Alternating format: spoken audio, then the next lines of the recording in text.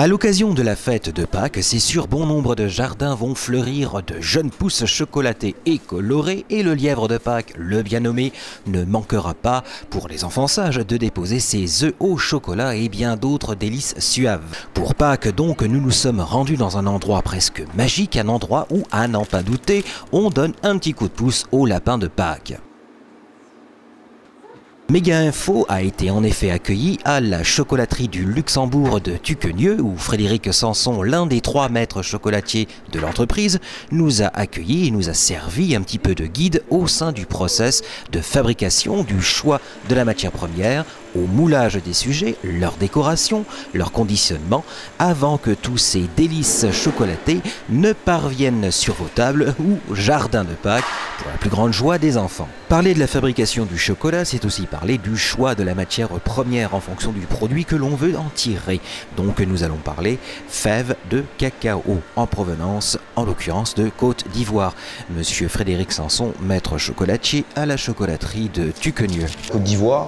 Les fèves de cacao viennent de Côte d'Ivoire. Alors de là, ils sont travaillés. Alors il faut savoir que la fabrication du chocolat, c'est une fève de cacao qui est broyée, séchée. Ça passe ensuite, c'est grillé. La torréfaction, ça c'est ce qui va faire sortir les arômes du chocolat. Alors là, on a un chocolat noir 70%, un chocolat au lait légèrement caramélisé pour les enfants, un petit goût en plus de caramel, c'est vrai qu'il passe très bien.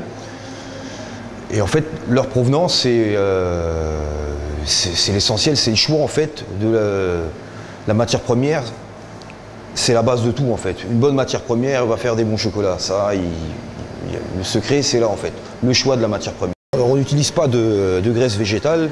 C'est un chocolat qui est vraiment 100% naturel, pas de graisse végétale, pas d'arôme. C'est vraiment le chocolat pur. Et c'est parti pour la fabrication. Première phase, la décoration du moulage, c'est-à-dire la forme du sujet et ensuite l'enrobage de celui-ci.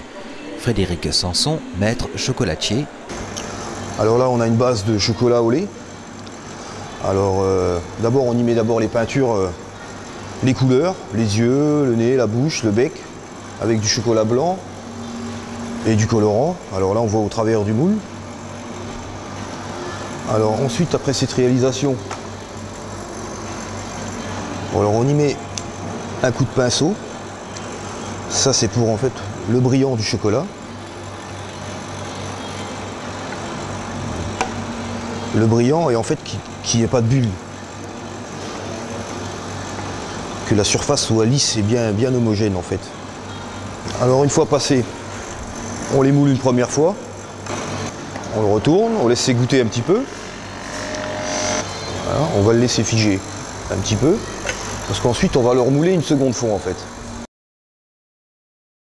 Alors celui-là étant bloqué une première fois, on va le remouler une seconde fois. En fait, si on le moulerait qu'une fois, il serait trop fin, beaucoup trop fragile en fait. Et pendant qu'une première partie de l'œuf repose, on passe à la déco de l'autre partie. Avec à 2 couleurs en fait. Moulé en blanc et en lait. Alors il faut savoir que le chocolat blanc, c'est du beurre de cacao et du lait. Il n'y a pas de masse de cacao. Hein. Alors on va faire 1 sur 2. Voilà. On va laisser figer, ça prend quelques minutes.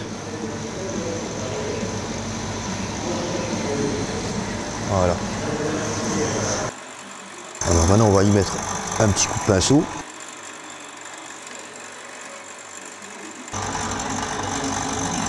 Voilà, on va laisser figer quelques minutes et après on va le mouler.